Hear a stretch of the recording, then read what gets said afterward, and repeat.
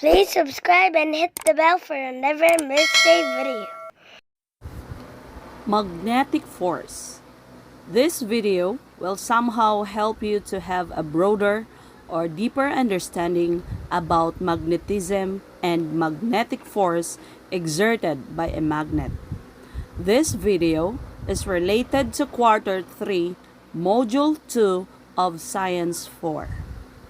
With the learning competency, characterize magnetic force. Now, let us have a short review of your past lesson. Let us see if you can still remember our previous lesson. Which of the following picture requires greater force and lesser force to move an object?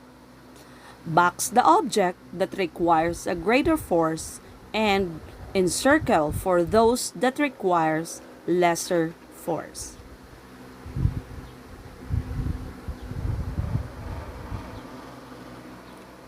The answer would be refrigerator, TV, and bed requires greater force for you to move it. And plate and notebook requires lesser force. When we were younger, many of us have experienced how to play a toy car, boats, robots, or even a toy airplane with a remote controller. But have we ever wondered what is inside it and how it works? Aside from the battery, those toys also have a magnet inside that helps them work and function actively. Or you have already experienced playing a magnet. Let us understand further about magnetism. What is magnetism? Do you have any idea of what is magnetism? Or what comes into your mind when you hear the word magnetism? Magnetism is the force exerted by magnets when they attract or repel each other. Magnetism is caused by the motion of electric charges.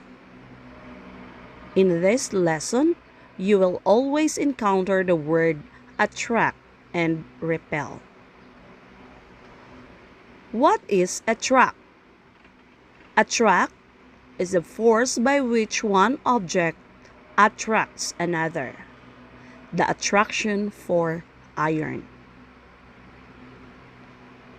Just when you are playing a magnet, you will notice or you may feel that there is a force which are pulling the object toward each other.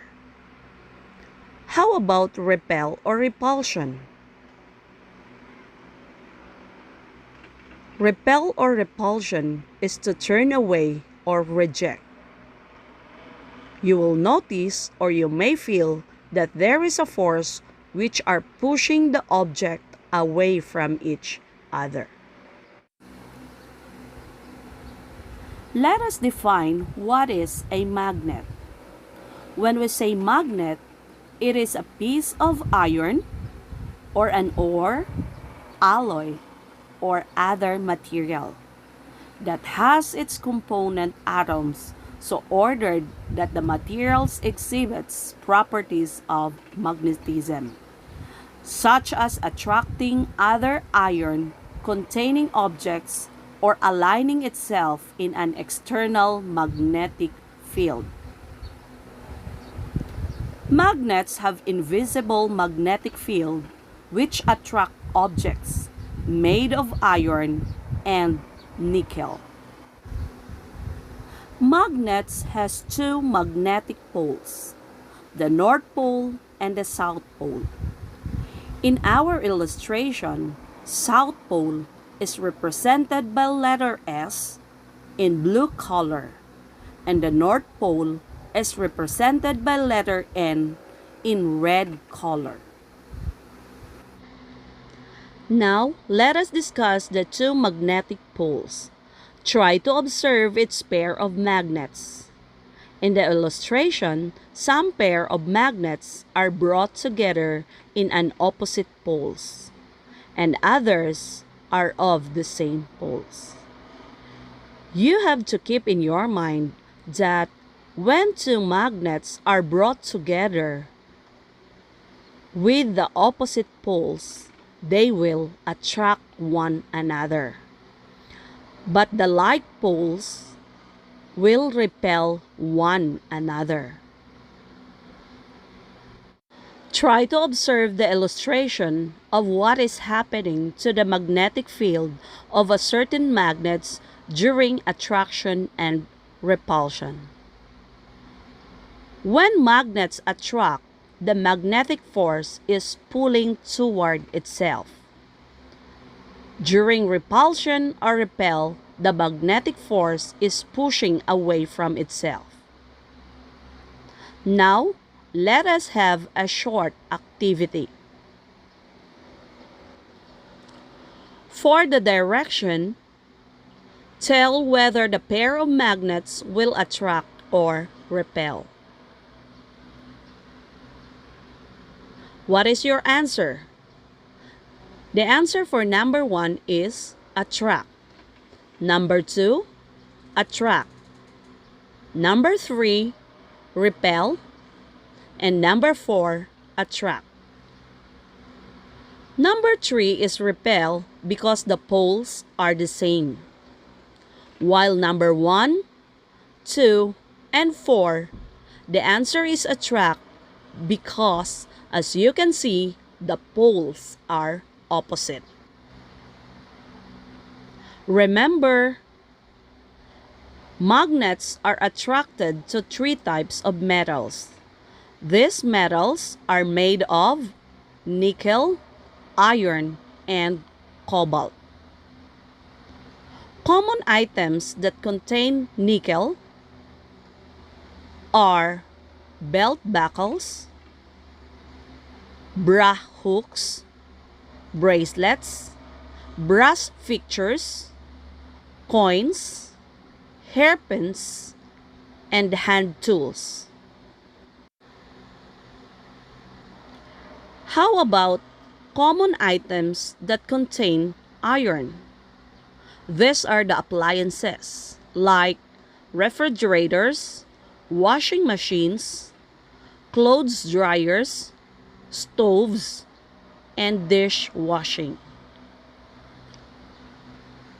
Utensils like the forks, spoons, knives, and more.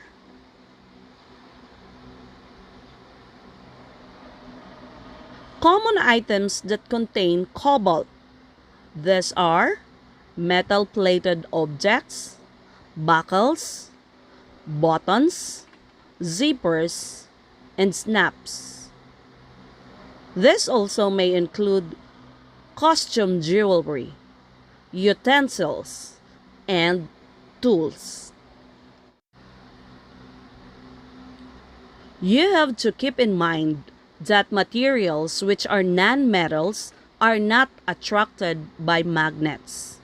This may be made of rubber, glass, plastic, or wood. Let us answer Magnetize Me. All you have to do is to identify first the object that is attracted to a magnet.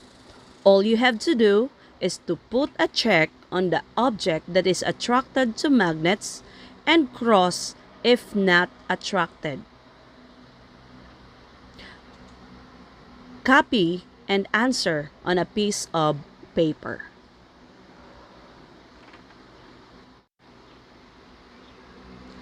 Now let us discuss the types of magnets. Are you familiar with this type of magnets? What do you call these magnets?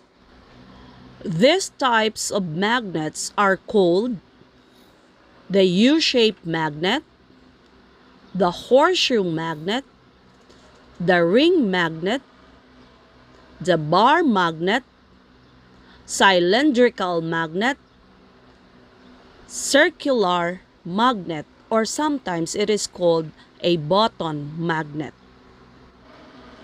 Now, let us have another simple activity. What are you going to do is to match the illustration to its proper type of magnets. Again, you can write your answer on a piece of paper. I think you are now ready to have a 10-item assessment test. For the assessment, read the direction carefully. Write the word true if the statement is correct and false if not.